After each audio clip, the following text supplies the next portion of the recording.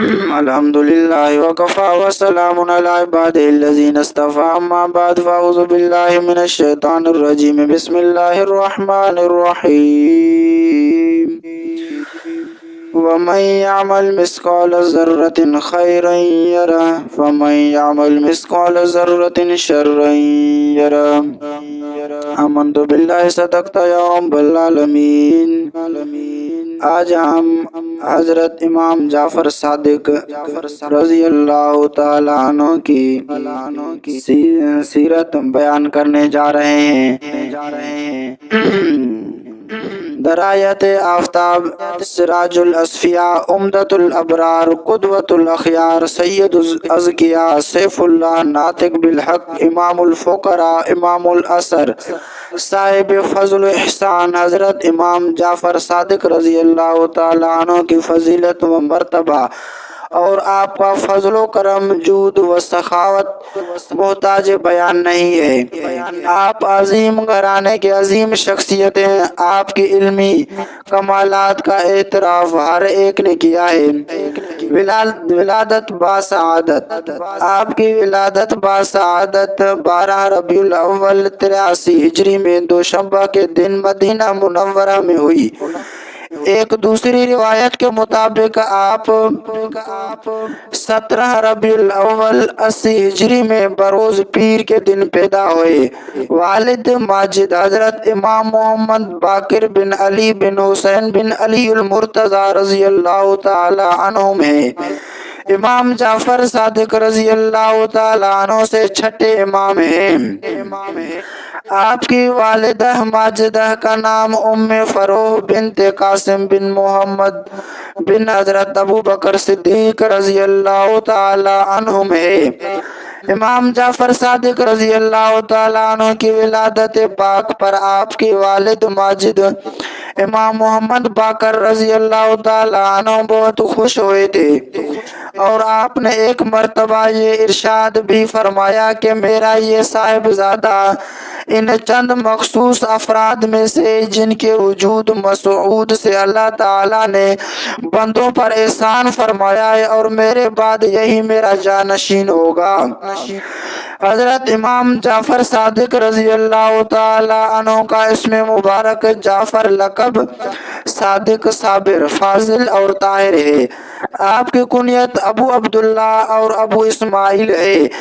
آپ کو خرقہ ولایت کی نسبت دو طرف سے حاصل ہے۔ ایک اپنے والد ماجد امام محمد باقر رضی اللہ تعالیٰ عنہ واسطہ سے، اور حضرت علی رضی اللہ تعالیٰ عنہ سے، اور دوسرے اپنے والدہ ماجدہ کے محترم یعنی اپنے نانا جان حضرت قاسم بن محمد بن حضرت ابو بکر صدیق رضی اللہ تعالیٰ عنہ کے واسطہ سے۔ ان کو حضرت سلمان فارسی رضی اللہ تعالیٰ عنہ سے، اور ان کو حضرت ابو بکر صدیق رضی اللہ تعالیٰ عنہ سے۔ آپ بحر علم و معرفت تھے۔ آپ کے بحر علم سے علوم کے موتی ظہور میں آتے تھے۔ مولانا جامی رحمۃ اللہ علیہ آپ کے شان بیان کرتے ہوئے اپنی کتاب شواہد النبوت میں تحریر فرماتے ہیں کہ بے شک امام جعفر صادق رضی اللہ تعالیٰ عنہ کے علوم کا احاطہ، فہم و ادراک سے بلند تر ہے۔ اللہ تعالیٰ نے آپ کو بلند مرتبہ اور علم و فضل سے نواز رکھا تھا۔ آپ کے فیضان سے بے شمار انسانوں کو توبہ کی توفیق حاصل ہوئی۔ آپ کی صحبت پاک کے فیضان سے عام انسانوں کے علاوہ وقت کے اجل و علماء کرام نے بھی فیض حاصل کیا ہے۔ سیرت مبارکہ حضرت داؤد طائی رحمت اللہ علیہ کا شمار اللہ تعالیٰ کے برگزیدہ بندوں میں ہوتا ہے۔ ایک دن امام جعفر صادق رضی اللہ تعالیٰ عنہ کی خدمت اقدس میں حاضر ہوئے اور عرض کیا، یا ابن رسول اللہ صلی اللہ علیہ وسلم، چونکہ آپ اہل بیت میں سے ہیں اس لیے مجھے کوئی نصیحت ارشاد فرمائیں۔ یہ سن کر آپ نے خاموشی اختیار فرما لی۔ حضرت داؤد طائی رحمت اللہ علیہ نے عرض کی کہ اہل بیت ہونے کے باعث جو مرتبہ و فضیلت اللہ تعالیٰ نے آپ کو بخشی ہے، آپ پر نصیحت کرنا واجب ہے۔ حضرت امام جعفر صادق رضی اللہ تعالیٰ عنہ فرماتے، اے ابو سلیمان، آپ نے اس زمانے کے بڑے زاہدوں میں سے ہیں، آپ کو میری نصیحت کی کیا ضرورت ہے؟ حضرت داؤد طائی رحمت اللہ علیہ نے اصرار فرمایا تو پھر ارشاد فرمایا، اے ابو سلیمان، میں اس بات سے ڈرتا ہوں کہ کہیں قیامت کے دن میرے جد امجد میرا ہاتھ پکڑ کر یہ نہ فرمائے کہ تو نے ہماری اطاعت کا حق کیوں نہ ادا کیا، اس لیے کہ یہ کام نسب کے نسبت سے صحیح نہیں اترتا، یہ کام عمل صالح کے اوپر موقوف ہے۔ حضرت داؤد طائی رحمت اللہ علیہ یہ سن کر رو پڑے اور عبرت حاصل کی۔ اللہ تعالیٰ کے بارگاہ میں عرض کی، یا اللہ، جن ہستیوں کا خمیر آب نبوت سے ہو اور جن کی ترکیب طبعی اصول دین پر ہو اور برہان حجت قرآن سے ہو، جن کا نانا شفیع المذنبی رحمت للعالمین ہو، جن کے والدہ ماجدہ حضرت فاطمہ الزہرا رضی اللہ تعالی عنہا ہو، ان پر خوف غلبہ کا یہ عالم ہے اور وہ اس خوف و حیرانی میں رکھے گئے ہیں اور اپنے اعمال کا اس شان سے محاسبہ کر رہے ہیں، تو پھر میں کس شمار میں آتا ہوں اور کس طرح اپنے اعمال و عبادت پر فخر کر سکتا ہوں۔ حضرت امام جعفر صادق رضی اللہ تعالیٰ عنہ اخلاق عالیہ اور حسن سلوک کے اعتبار سے اعلیٰ اوصاف کے مالک تھے۔ ایک مرتبہ آپ نے اپنے ایک خادم کو کسی کام کے غرض سے بازار بھیجا۔ جب وہ کافی دیر تک واپس نہ آیا تو آپ بذات خود اس کے تلاش میں نکل کھڑے ہوئے۔ اسی تلاش کرتے ایک جگہ پر پہنچے، دیکھا کہ وہ آرام سے لیٹ کر سو رہا ہے۔ آپ نے اس نے سلوک کا مظاہرہ کرتے ہوئے یہ مناسب نہ سمجھا کہ اسے جگایا جائے، چنانچہ اس کے سرحانے تشریف فرما ہو گئے اور اسے پکھا جھلنے لگے۔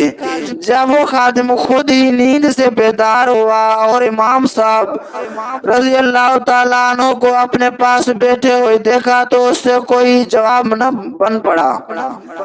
آپ نے اسے صرف یہ فرمایا، اے اللہ کے بندے، رات سونے کے لیے ہوتی ہے اور دن کام کاج کے لیے، آئندہ ایسا نہ کرنا۔ ایک مرتبہ آپ نے امام ابو حنیفہ رحمت اللہ علیہ سے پوچھا کہ آپ اس مجرم کے بارے میں کیا فتویٰ دیتے ہیں کہ جس نے حج کے لیے احرام باندھنے کے بعد ہنر کے وہ دانت توڑے دیے جن کو ربائی کہا جاتا ہے۔ امام ابو حنیفہ رحمت اللہ علیہ نے فرمایا، مجھے اس کا حکم نہیں معلوم۔ امام جعفر صادق رضی اللہ تعالیٰ عنہ نے مسکرا کر فرمایا، ہنر کے رباعیہ ہی نہیں ہوتے۔ اس کے بعد آپ نے سوال کیا، عقل مند کی تعریف کیا ہے؟ امام ابو حنیفہ رحمت اللہ علیہ نے جواب دیا، جو اچھائی اور برائی میں پہچان کر سکے اور دوست و دشمن میں تمیز کر سکے۔ آپ نے فرمایا، یہ تمیز تو جانور بھی کر لیتے ہیں، اس لیے کہ جو ان سے پیار کرتا ہے اس کو نقصان نہیں پہنچاتے، اور جو ان کو تکلیف پہنچاتا ہے وہ بھی اسے تکلیف پہنچاتے ہیں۔ امام ابو حنیفہ رحمۃ اللہ علیہ نے دریافت فرمایا کہ پھر آپ ہی فرمائیں کہ عقل مند کون ہے؟ ارشاد فرمایا عقل مند وہ ہے جو دو نیکیوں اور دو برائیوں میں امتیاز کر سکے کہ کون سی نیکی اختیار کرنے کے قابل ہے، اور دو برائیوں میں سے کون سی برائی کم اور کون سی زیادہ ہے۔ ایک شخص امام جعفر صادق رضی اللہ تعالیٰ عنہ کی خدمت اقدس میں حاضر ہوا اور آپ سے عرض کی کہ میں اللہ تعالیٰ کا دیدار کرنا چاہتا ہوں، آپ مجھے اللہ تعالیٰ کا دیدار کروا دیں۔ آپ نے اس سے فرمایا کیا تو نہیں جانتا کہ حضرت موسیٰ علیہ السلام سے فرمایا گیا تھا کہ لن ترانی، تو مجھے ہرگز نہیں دیکھ سکتا، پھر تم کس برتے پر اس خواہش کا اظہار کرتے ہو کہ تجھے اللہ تعالیٰ کا دیدار کرایا جائے؟ اگر کوئی باطنی نگاہ سے دیکھے تو اسے ہر چیز میں اللہ تعالیٰ ہی جلوہ گر دکھائی دے گا۔ وہ شخص کہنے لگا یہ بات تو میں بھی جانتا ہوں، حضرت موسیٰ علیہ السلام کا معاملہ اور تھا، جبکہ یہ امت محمدی صلی اللہ علیہ وسلم ہے جس میں ایک شخص یہ کہتا ہے کہ رانی قلبی ربی، یعنی میری قلب نے اپنے رب کو دیکھا، اور دوسرا یہ کہتا ہے کہ لم اعبدو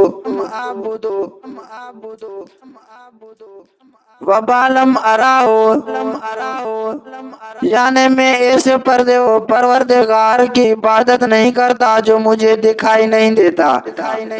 اس شخص کی یہ گفتگو سن کر امام جعفر صادق رضی اللہ تعالیٰ عنہ نے حکم دیا کہ اس شخص کے ہاتھ پاؤں باندھ کر دریائے دجلہ میں ڈال دیا جائے۔ آپ کے حکم کے مطابق ایسا ہی کیا گیا۔ جب اس کو ہاتھ پاؤں باندھ کر پانی میں پھینکا گیا تو پانی نے اسے اوپر کی طرف پھینکا، تو اس نے حضرت امام جعفر صادق رضی اللہ تعالیٰ عنہ سے بہت فریاد کی، مگر آپ نے اس کی فریاد پر کوئی غور نہیں کیا، بلکہ دریا کے پانی کو حکم دیا کہ اس کو خوب اچھی طرح اوپر نیچے غوطے دو۔ چنانچہ پانی نے اس شخص کو خوب غوطے دیے۔ جب وہ شخص غوطے کھا کھا کر نڈھال ہو گیا اور اس کے التجا پر امام جعفر صادق رضی اللہ تعالیٰ عنہ نے بھی کوئی توجہ نہیں دی، تو اس نے اللہ تعالیٰ کو مدد کے لیے پکارا۔ یہ دیکھ کر کہ اب اس شخص نے اللہ تعالیٰ کو پکارنا شروع کر دیا ہے، امام جعفر نے اسے پانی میں سے باہر نکلوایا۔ جب اس شخص کے حواس بحال ہوئے تو آپ نے اس سے دریافت فرمایا یہ بتاؤ کہ تم نے اللہ تعالیٰ کو دیکھا؟